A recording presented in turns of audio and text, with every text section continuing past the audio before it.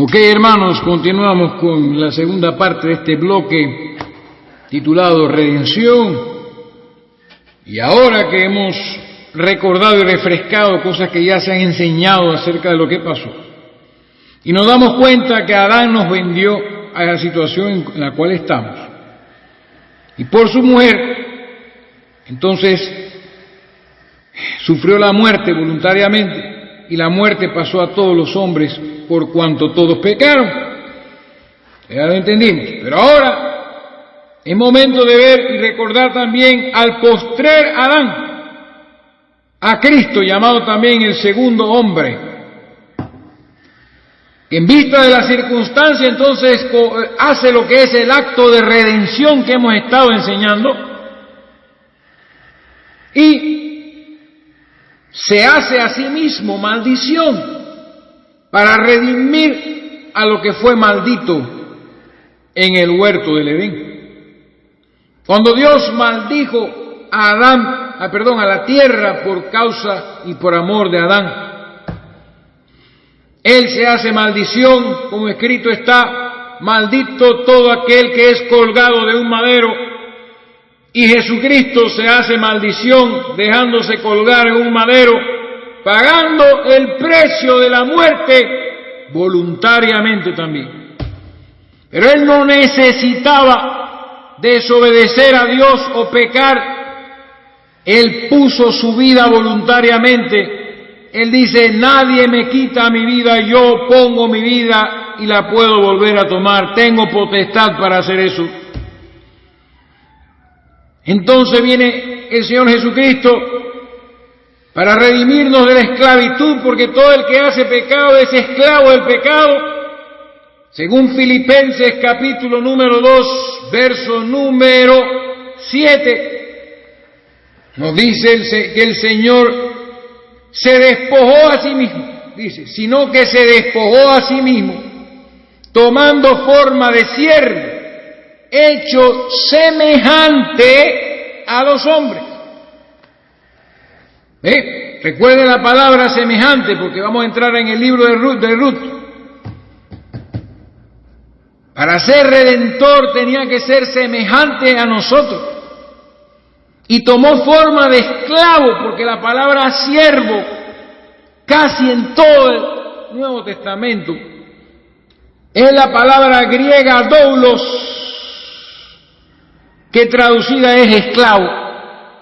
Así que Jesús toma la forma de un esclavo como nosotros, sujeto a los alimentos, sujeto al cansancio, sujeto al sueño, sujeto a todo lo que nosotros somos sujetos en este cuerpo, y hace uno más de nosotros para poder redimirnos, para pagar ese precio, y rescatar lo que se había perdido en el huerto del Edén, y aún más que eso, que es lo que veremos mañana.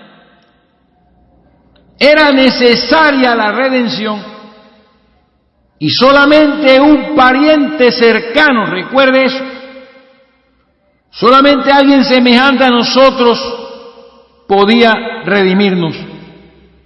No la sangre de una oveja, ni de un macho cabrío, ni la sangre de un toro, ni la sangre de un cordero. Tenía que ser la sangre de uno semejante a nosotros. Entonces Jesús toma la forma de esclavo y sin pecado, no como Adán, que tuvo que pecar y darle la espalda a Dios. Al contrario, dice la Biblia, al verso 8, capítulo 2 de Filipenses, y estando en la condición de hombre, uno de nosotros se humilló a sí mismo, haciéndose obediente. Si por la desobediencia de uno todos fuimos constituidos pecadores, entonces por la obediencia de otro seremos constituidos justos. Haciéndose obediente hasta la muerte y muerte de cruz. Todo esto estaba predestinado. ¿Ven? La redención estaba predestinada. Entonces, de esta manera, sin pecado, pone su vida como rescate. Como dice Mateo, capítulo número 20, verso 28, Jesús dice, como el Hijo del Hombre no vino para ser servido, sino para servir y para dar su vida, ¿oyó?, en rescate por muchos. Es semejante a lo que hizo Adán para redimir a Eva, solo que Adán era de la tierra y Jesús era del cielo. Entonces terrenalmente tuvo Adán que redimir a su mujer, y eso echó a perder la humanidad y puso la creación entera bajo vanidad. Pero Jesús, que vino de arriba, puso su propia vida, también pasó por muerte, ojo por ojo, diente por diente, muerte por muerte, maldición por maldición y sangre por sangre. Y hace todo esto para poner su vida en rescate por muchos y para recuperar las cosas que habían sido vendidas por el pecado de Adán, vendidas a la vanidad. Por eso todavía no nos imaginamos lo que viene, porque por causa de esto que sucedió en el huerto tan terrible, los leones tienen que matar para comer, y siempre hay un animal inocente que tiene que morir para que otro coma. Cuando vemos que habrá un momento en el cual dice la Biblia que el león comerá paja como buey, ¿ven? Porque hubo una redención de la creación, una redención de la humanidad, una redención de los elegidos. Entonces viene Jesús y pone su vida en rescate para redimir a sus hijos de las manos del diablo y del poder de la muerte, recuperando así la presente creación, como leímos en Romanos 19, 21. Y en Mateo 28, 18 Jesús dice estas palabras, y Jesús se acercó y les habló diciendo, toda potestad me es dada en el cielo y en la tierra. Después del sacrificio, se apodera de lo que una vez fue posesión de Satanás. Y aún no se ha manifestado físicamente, todavía no ha venido a tomar posesión físicamente de este mundo, pero vino lo que Juan el Bautista anunció, el reino de los cielos se ha acercado. Vino a establecer un reino espiritual, a llamar a sus elegidos redimidos. Sobre esta roca edificaré mi iglesia y las puertas del infierno no prevalecerán contra ella. Entonces recupera todas sus posesiones, nuestra alma, nuestro espíritu. Los elegidos son recuperados, quedando solamente por manifestarse la redención de sus cuerpos. Mientras tanto somos hijos adoptivos, adoptados con las arras o la garantía de la redención de nuestro cuerpo. La garantía, el Espíritu Santo que nos fue dado, que es las arras de nuestra herencia. La prenda del Espíritu. Entonces, era importante mencionar todo esto y entender todo esto para poder entonces recibir la revelación que va a venir en el próximo bloque, que si Dios quiere va a ser muy pronto. Porque me fue difícil hablar de esto de la redención, porque es un tema muy largo, pero hay que mencionarlo, porque en el próximo bloque nos vamos a dar cuenta de los fundamentos de la predestinación y la redención, que ambas son manifestadas en el libro que vamos a estudiar ahora. Libro precioso, el libro de Ruth. Y ahí vamos entonces a leer ciertas escrituras y vamos a hacer un estudio, así como hicimos un estudio y con lupa pudimos ver todo lo que representa el huerto del Edén y todo el pecado original y todas estas cosas, vamos a irnos al libro de Ruth, que está saturado de muchas cosas maravillosas, y tampoco podemos hacer un estudio completo del libro de Ruth porque haríamos esto muy largo. Pero traemos el libro de Ruth porque ahí está el ingrediente de la predestinación y el ingrediente de la redención y el ingrediente de la elección. Aquí lo tengo. En el libro de Ruth se manifiestan 4 cosas: elección, predestinación, perdición y redención. ¿Ven? Todo se ve aquí en el libro de Ruth. Por eso entonces es necesario que de tantos ejemplos de redención que hay en la Biblia, escojamos uno, y uno no muy común, porque la gente no le presta mucha atención al libro de Ruth. Pero el libro de Ruth es sumamente importante. Y usted se dará cuenta por qué. Vamos a verlo con lupa.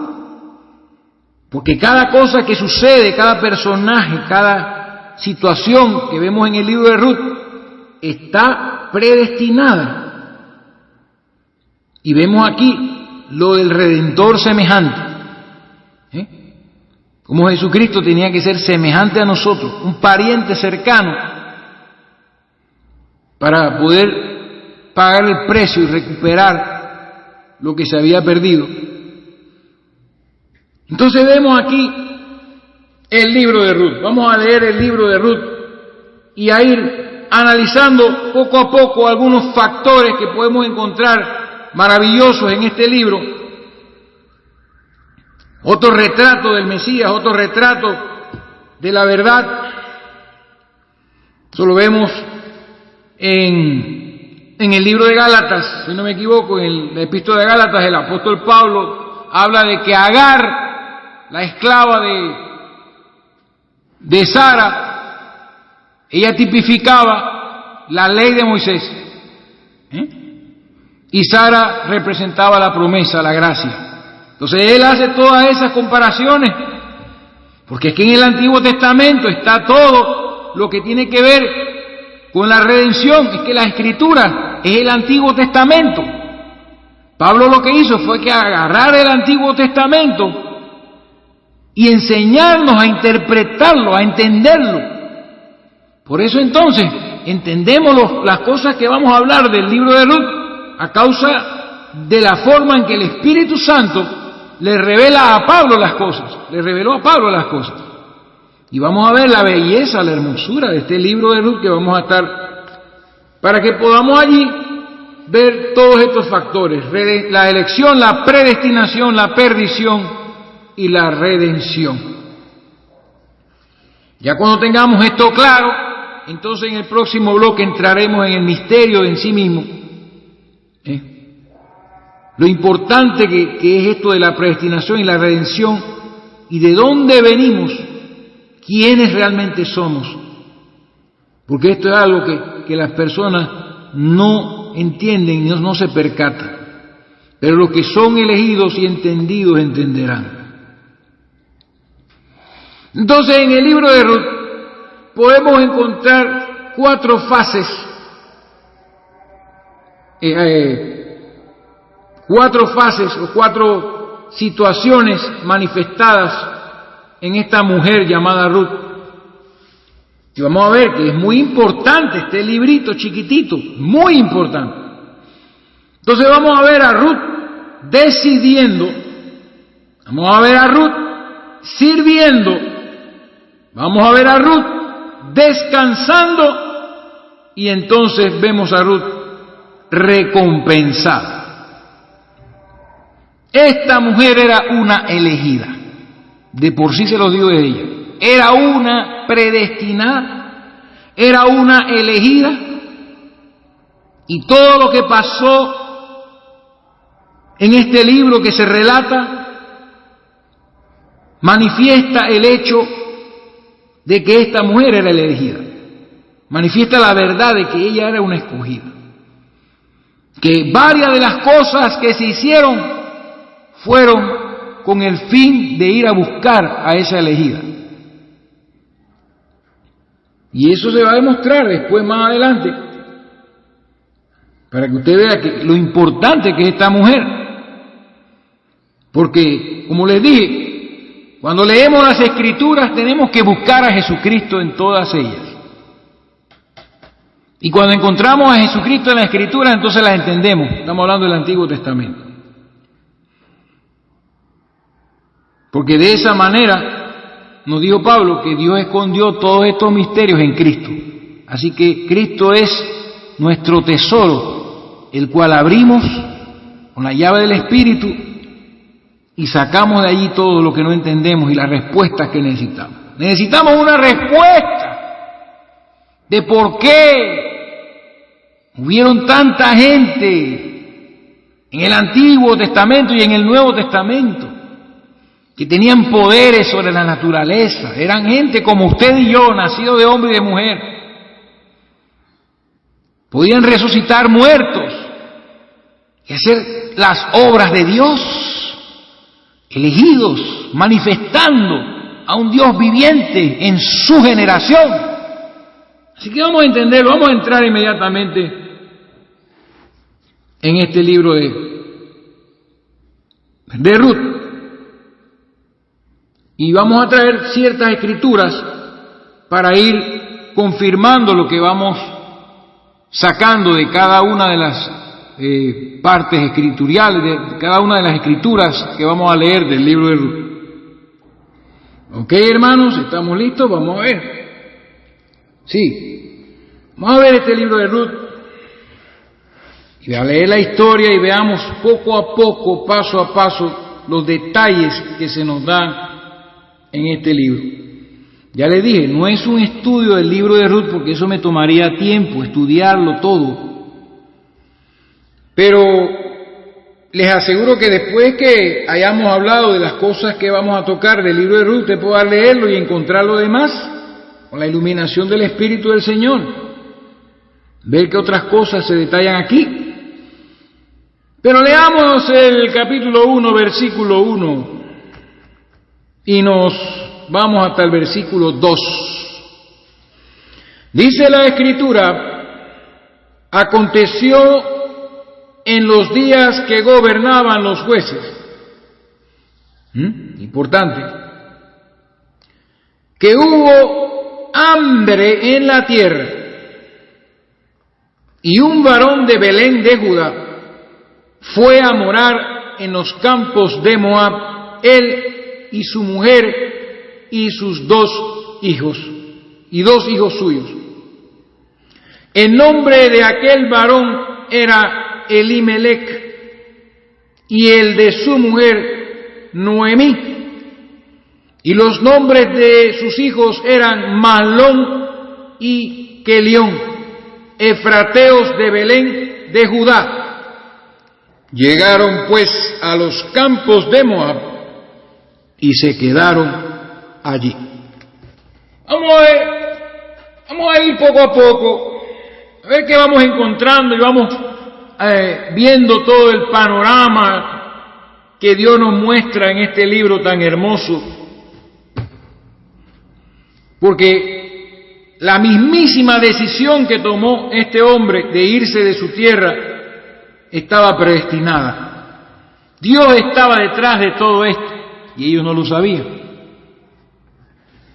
En aquellos tiempos oscuros de los jueces, donde dice la palabra de Dios que en aquellos días no había rey en Israel y cada uno hacía lo que bien le parecía.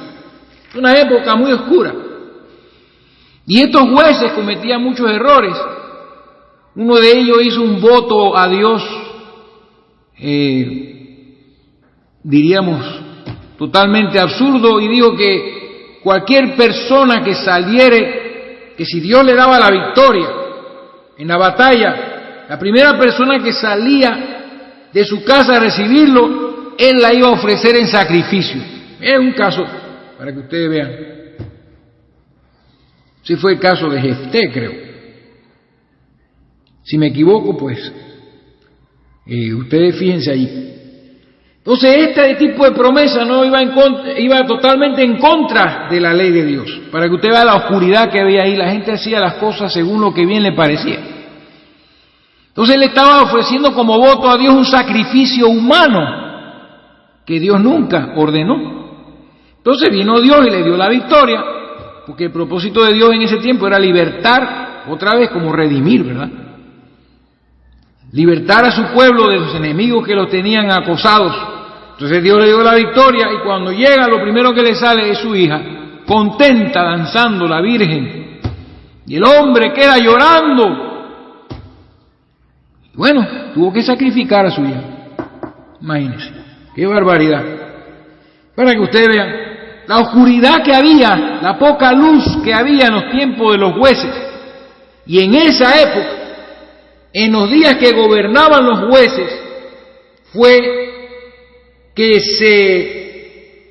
se dio esta situación en la cual, de la cual estamos leyendo. En aquella época sucedieron los hechos que vamos a ver ahora mismo en la palabra de Dios. Entonces, resulta ser que había hambre en el lugar donde ellos vivían. ¿Y cuál era ese lugar? Este varón, dice la Biblia, era, primer detalle que hay que ver aquí, era de Belén. Era de Belén. Esta pequeñísima aldea de la tribu de Judá sería la aldea que recibiría el nacimiento del Mesías, del Redentor. Así que desde el principio ya estamos viendo algo muy importante. Y el mismo significado de Belén viene del hebreo Betlehem. Y Betlehem significa, traducido, la casa del pan o la casa del pan de Dios. Miren esto. Y en ese lugar y en Judá hubo una gran hambre, dice la Escritura, en esa tierra. Y este varón decide abandonar la tierra donde moraba por causa del hambre,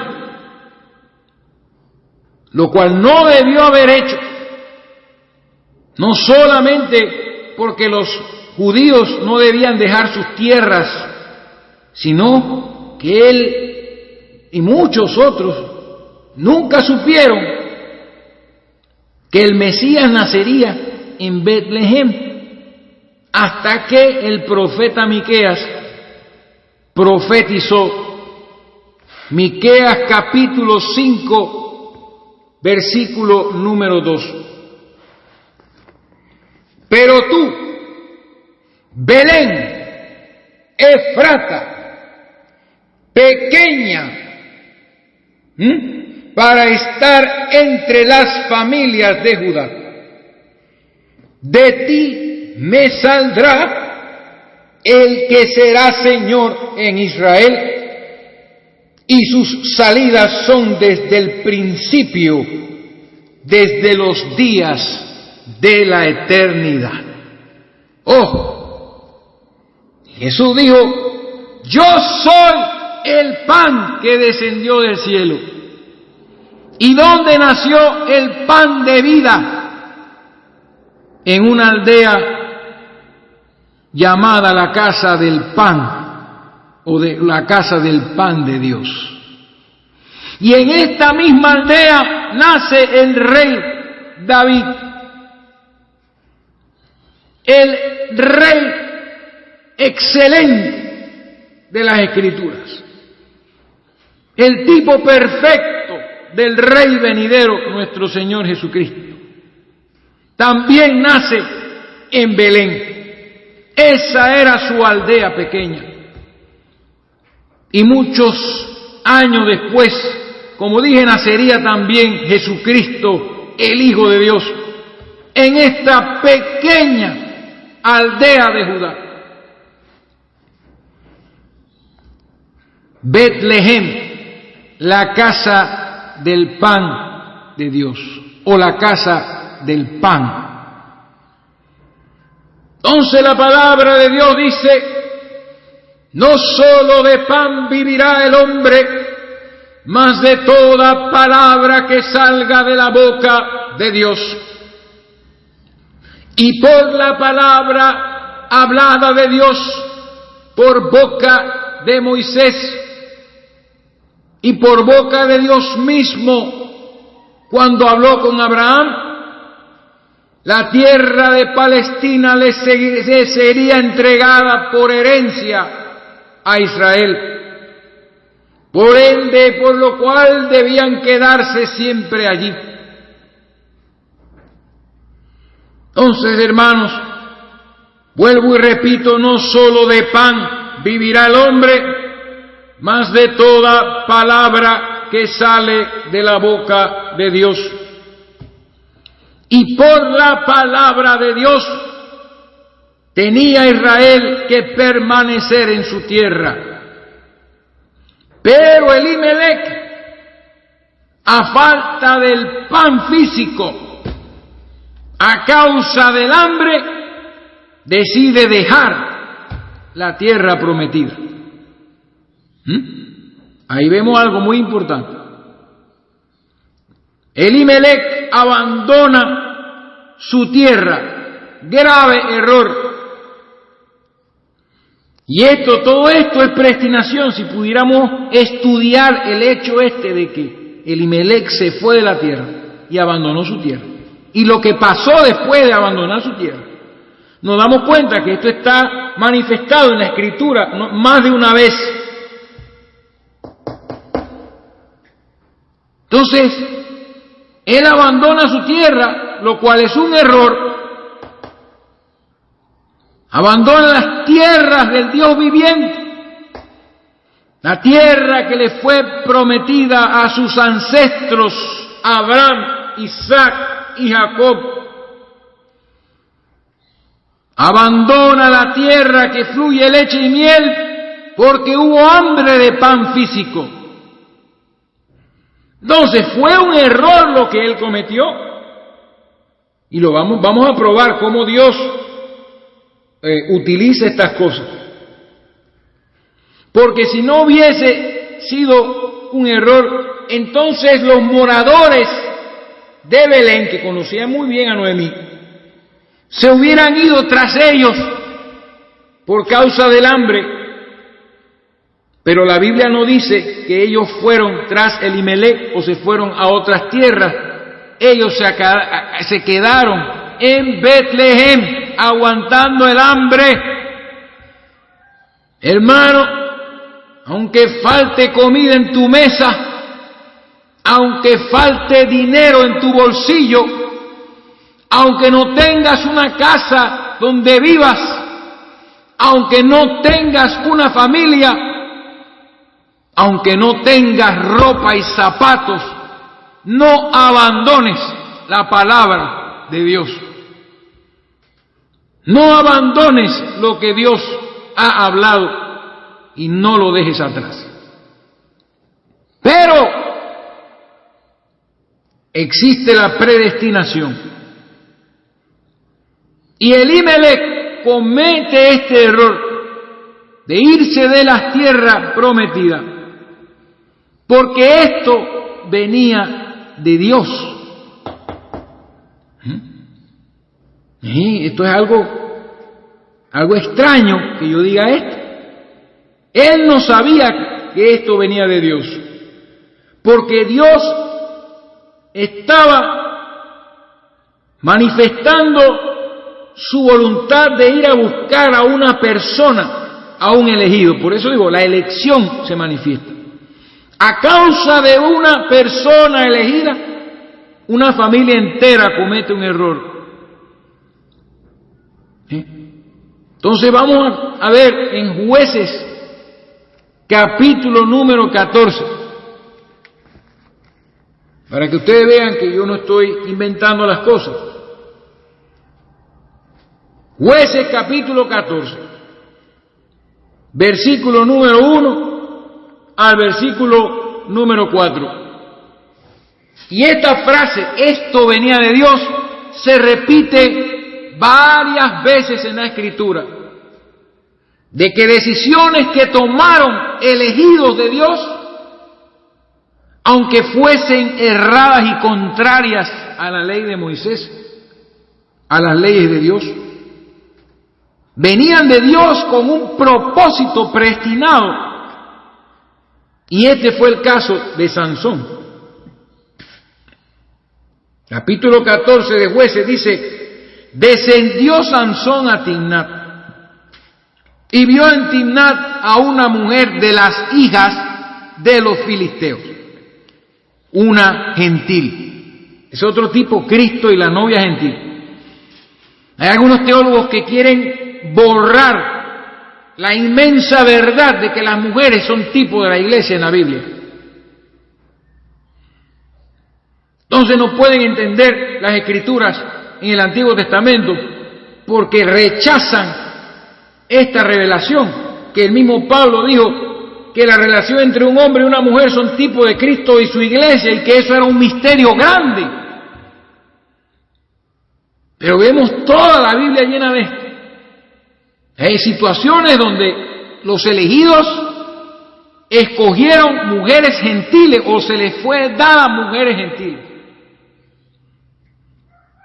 Moisés, tipo de Jesucristo, se casa con una gentil y es hasta criticado por eso, lo cual es perfecto tipo de cómo eran criticados Pablo, ¿verdad?, por mezclarse con los gentiles,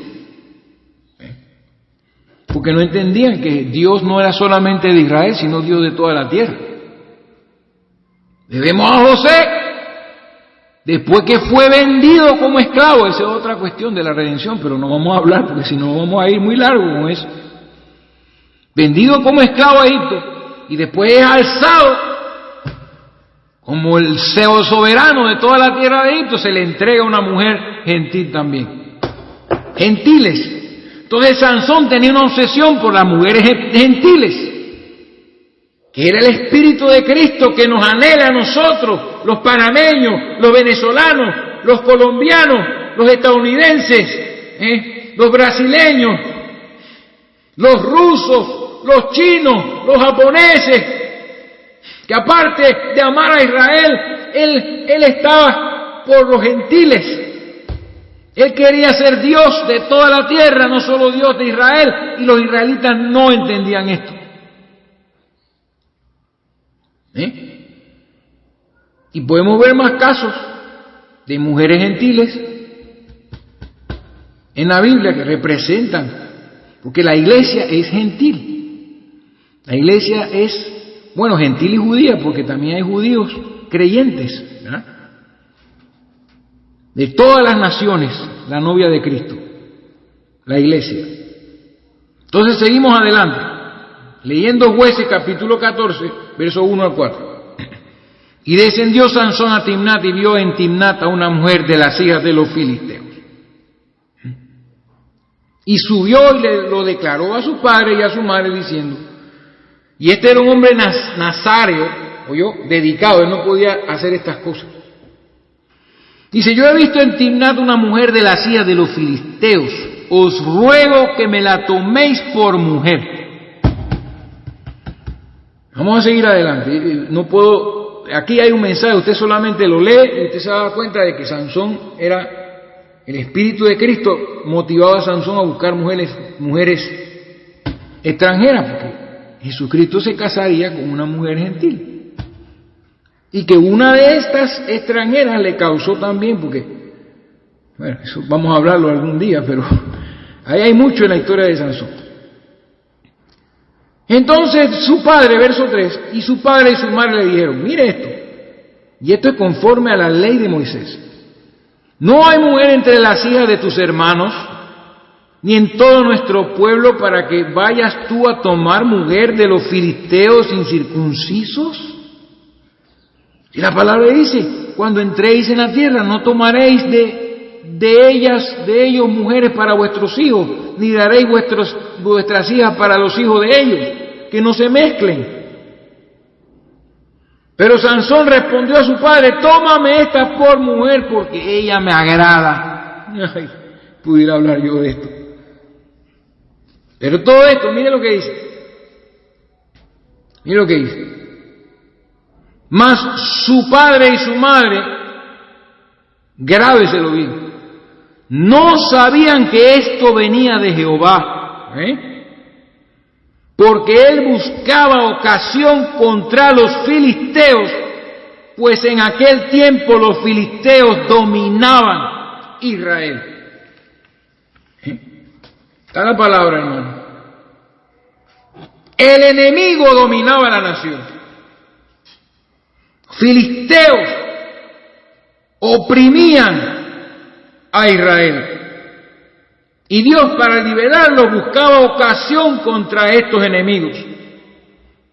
Y el deseo que tenía Sansón por obtener esta mujer filistea venía de arriba. Entonces dice: mas su padre y su madre no sabían que esto venía de Jehová, a pesar de que iba en contra de sus propias leyes.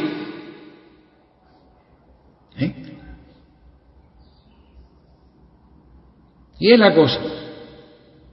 Entonces, en los tiempos de Jesucristo, así como los filisteos dominaban a Israel, los religiosos, fariseos, saduceos y escribas y sacerdotes, los políticos gobernantes dominaban sobre Israel. Satanás gobernaba sobre Israel. Pero vino Jesucristo y levantó a la iglesia. Sacó pueblo gentil. Se levantó la iglesia judía primero. La iglesia comenzó con el fin de liberar, de buscar ocasión contra el enemigo, y los libertó de sus enemigos. Y se estableció el reino de los cielos en la tierra. Comenzó la iglesia del Señor Jesucristo. Y fue llamado Pablo a buscar pueblo entre los incircuncisos, a buscar a la iglesia. Y Pablo fue por todo el imperio romano prácticamente, llevando el evangelio de Jesucristo, y la iglesia se iba multiplicando. Entonces, Dios, a través de los apóstoles y de la iglesia, comenzó a arrebatarle al diablo todos los elegidos que estaban bajo su posesión, bajo su dominio. Pero esto es lo que quiero yo enfatizar.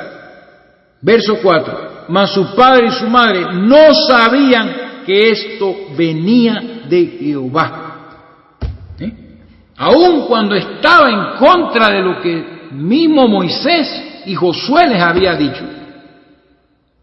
Este error que vieron ellos en su hijo, el error de Sansón de andar detrás de esta filistea, venía de Dios, era parte del plan predestinado para esa época, para libertar a los israelitas de los filisteos incircuncisos que dominaban la tierra en ese entonces. Entonces, si volvemos a Ruth y nos damos cuenta del resultado del viaje y del resultado de la experiencia de la familia de Elimelech, nos vamos a dar cuenta que la decisión equivocada de Elimelech, óigalo bien, de abandonar su tierra por pan, de abandonar la tierra dada por la palabra de Dios, buscando pan físico, terrenal.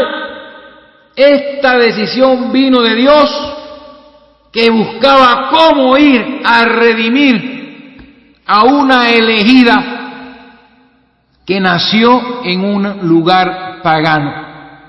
Y vamos a ver esto está tremendo, hermano. Véalo bien ahí, vamos poco a poco. En los campos de Moab había comida, mucha comida, entonces fueron a buscar comida allá. Y se fueron para allá, para esa tierra.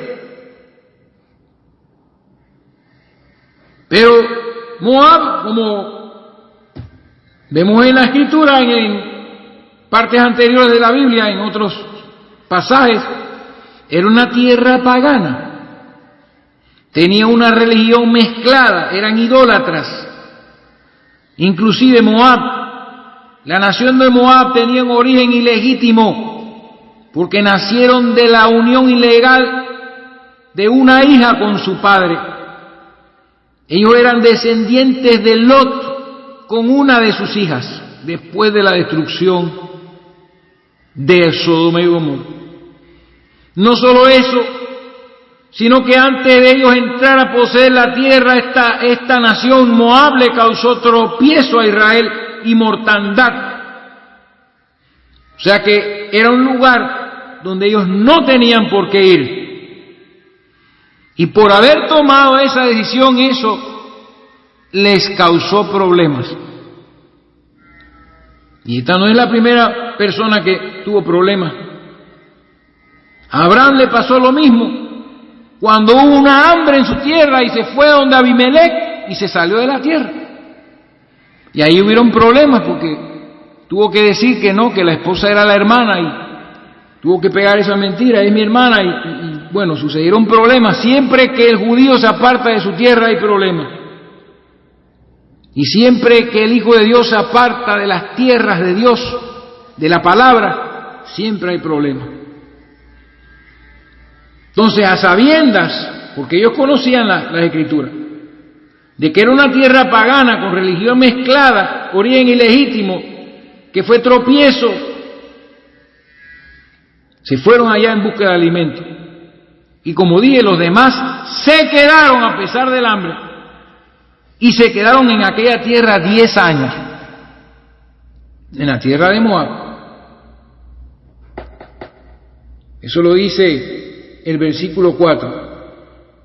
Pero vamos poco a poco. Apenas se fueron para aquella tierra, vemos el resultado. Dice la Biblia, capítulo 1, verso 3. Y murió Elimelech, marido de Noé, y quedó ella con sus 2 hijos. Vemos la situación ahí. Entra la muerte, la desobediencia. El error produce muerte. O sea, Sansón hizo lo que hizo, pero le sacaron los ojos. Momento llegó en que le sacaron los ojos. Entonces dice, estos hijos hicieron lo mismo que hizo Sansón. Hicieron lo mismo que hizo Sansón.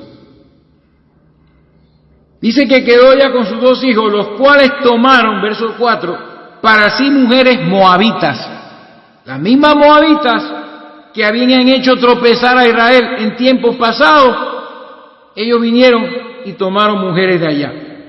Así que no solamente abandonaron su tierra, sino que se mezclaron con las mujeres paganas de la tierra de Moab. Esto es interesante, esto, hermano.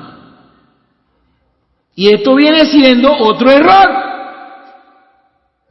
Pero esto venía de Dios, no solo por una elegida que había en Moab, sino por nosotros, para que en este tiempo con nuestras Biblias podamos entender lo que es la redención, lo que es la elección, la predestinación. Podamos entender la importancia de todas las historias que se relatan en el Antiguo Testamento, que no son para entretener nuestros sentidos, sino para revelarnos los propósitos de Dios, los pensamientos de Dios y revelarnos la grandeza de su obra, de todo lo que ha hecho por nosotros. Es así. Tomaron gentiles que cometieron otro error. Todo lo contrario que dijo Moisés, no tomen de estas mujeres para ustedes. Pero esto, como lo vamos a ver, como se muestra en Ruth, todo esto también venía de Dios. Y esa fue la razón de su viaje. La razón por la cual Elimelec tomó esta decisión, así como los padres de Sansón no sabían que el deseo de Sansón por una filistea venía de Dios. Elimelec no sabía que su abandono de la tierra del pan, de la casa del pan de Dios, para ir a la tierra de Moab en busca de alimentos, también venía de Dios. Y el propósito era precisamente alcanzar a una elegida, a una mujer que en ese entonces no era de este mundo.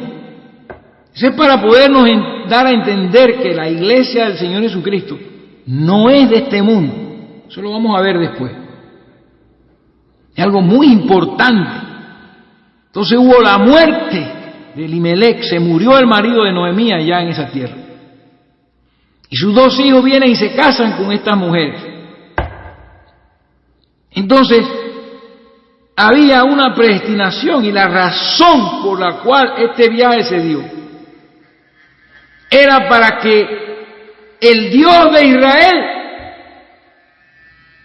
fuese revelado a una mujer cuyo nombre es Ruth, porque esa mujer había sido elegida desde antes de la fundación del mundo. Y como vamos a ver más adelante, estaba predestinada para algo muy grande, así como la iglesia verdadera, la iglesia elegida, está predestinada para algo muy grande,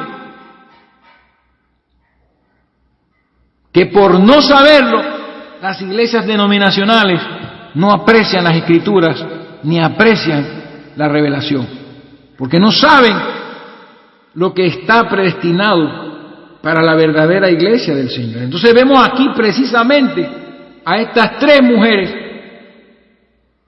porque resulta ser, en el verso 4, en el verso 3,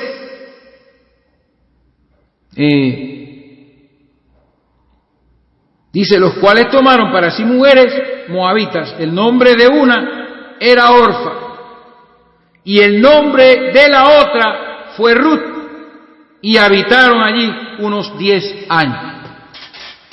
Póngase a pensar, hermano, esta gente justa que salió, todos hombres y mujeres israelitas que salieron de la casa del pan de Dios y de la tierra prometida a la tierra pagana, idólatra de Moab, salieron buscando alimento y se quedaron 10 años en esa tierra. Y imagínese, hermano, para que usted vea qué es lo que yo le digo. Estas eran gente de Dios. Ellos tenían un Dios. Ellos tenían a Jehová, Dios de Israel. Y estas dos mujeres tenían ídolos, eran paganas, habían sido criadas en una religión mezclada. Una religión mezclada. Una nación ilegítima. Y habían sido criadas en costumbres paganas. Cuando se casan con estos dos hombres y entran en esa familia, comienzan a escuchar. Y es lo que quiero que ustedes se enfoquen durante esos 10 años. Tanto Ruth como Orfa, las dos, oyeron hablar del Dios de Israel. Porque era una familia de Dios. Oyeron hablar de los hechos de Dios en Egipto. Oyeron hablar de las promesas de Dios a Abraham. Oyeron hablar del Dios de Abraham, de Isaac y de Jacob. Lo oyeron por boca de Noemí, otra mujer, pero esta era judía. Entonces vamos a avanzar un poquito más al verso número 5. Durante estos 10 años sucedió algo, otra desgracia, y murieron también los dos, Mahalón y Kelión. Mire esto, quedando así la mujer, Noemí, desamparada de sus 2 hijos y de su marido. Una mujer que fue allá con su propio marido y con sus 2 hijos, queda súbitamente desamparada de todos ellos. Una mujer que buscaba tranquilidad en aquella tierra, lo que encontró fue muerte, desamparo y abandono. Y esta mujer hablaba de este Dios que estamos hablando nosotros, el Dios de la Biblia, del Dios de Moisés, del Dios de Aarón, del Dios de Josué. Ella tenía la palabra, ella tenía a Dios, pero lo perdió todo. Esto es importante.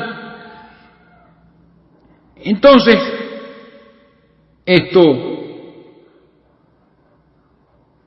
vemos que ella queda, todos sus varones mueren y queda ella con otras 2 mujeres. Entonces vemos una judía y 2 moabitas. Ok, vamos a detenernos aquí. Vamos a ponerle, usted va a ver que esto todo está representado en el Nuevo Testamento. Es muy importante, está representado en nuestra realidad que vivimos actualmente. Recuerden que el propósito de todo esto es enchuflar las Escrituras con la realidad que vivimos y que vemos con nuestros ojos hoy en día. Y toda la Biblia está cargada de eso, pero no la enchuflamos, sino que la dejamos como un libro de texto, libro de historia. Entonces vemos 3 mujeres quedan sin sus maridos. Y estas 3 mujeres, vamos a ir probando esto mientras vamos analizando cada cosa. Noemí tiene una representación. Orfa representa otra cosa y Ruth representa otra cosa. Podemos probar todas las cosas. Noemí representa a los judíos en esta escena que tenemos aquí, después de la muerte de los 2 hijos. Noemí representa a los judíos. Noemí representa el antiguo pacto. Noemí representa la futura Jerusalén terrenal, porque en ese tiempo todavía no había sido conquistada. Noemí representa la simiente física de Abraham y la iglesia del Antiguo Testamento. Representa a Israel y Judá, a Israel, el pueblo de Dios. La única nación en la tierra que tenía al Dios verdadero, representada aquí en Noemí. Grábeselo bien. Noemí son los judíos, el antiguo pacto, la Jerusalén de aquí abajo, la simiente física de Abraham, la iglesia del Antiguo Testamento. Y miren cómo ella queda aquí despojada y desamparada. Después vamos a ver las palabras que dice Noemí y ustedes se dan cuenta que es lo mismo que está pasando con Israel en nuestros días. Pero entonces las otras 2 mujeres, Orfa y Ruth, las 2 representan a la iglesia, que es parte del reino de los cielos. Parte del reino de los cielos, representan al reino de los cielos que fue traído por nuestro Señor Jesucristo. Donde dice la palabra, escuche esto, Mateo capítulo 13, vamos a enseñar un día sobre las 7 parábolas, así le vamos a llamar. Las 7 parábolas de Mateo capítulo 13 que la gente no le presta atención. Asimismo el reino de los cielos es semejante, no la iglesia, el reino de los cielos es semejante a una red echada en el mar que recoge toda clase de peces. Y una vez llena la sacan a la orilla y sentados recogen lo bueno en cestas y los malos echan fuera. O sea que, encontramos que el reino de los cielos es semejante a una red que recoge buenos y malos peces. Pero todos son atrapados en la red. Eso es lo que quiero que ustedes vean. Entonces, Orfa y Ruth representan ambas la manifestación del reino de los cielos, donde habrían dos tipos de iglesias, una falsa y una verdadera. Entonces vamos a hacer el análisis aquí de Orfa. Primero, miren, esta es una iglesia también. Orfa es gentil, no judía. Ella representa la iglesia nominal y tibia, lo vamos a ver más adelante, que no nace de nuevo, que no es convertida genuinamente. Representa la iglesia idólatra. Eso es lo que representa ella. La iglesia tibia, que no es fría ni caliente, que todo lo mezcla, y que una vez que llegan a la palabra la dejan a un lado por otras cosas, por entretenimiento, reuniones sociales, libros, credos y doctrinas. Pero Ruth, también gentil, representa a la iglesia elegida. Vamos con los elegidos. La iglesia que sí manifiesta las obras de Dios, la iglesia genuina, la nueva Jerusalén, la simiente espiritual de Abraham, en contraste con Noemí. Eso es lo que representan estas tres mujeres. Ruth representa a la iglesia elegida, hermano. Ruth representa a los hijos de Dios, a la iglesia compuesta por gente elegida, que está separada de la idolatría, la que tiene su mirada puesta en la nueva Jerusalén, la simiente espiritual de Adán, la iglesia predestinada. Y estas dos mujeres, durante estos 10 años, reciben el testimonio de Noemí, el Dios de Israel y sus leyes. Ellas escuchan hablar a Noemí, escuchan hablar a su familia, se enteran de que hay un Dios cuyo nombre es Jehová, de que hay un Dios en Israel que no es igual al Dios de ellas, que tiene leyes diferentes. Así como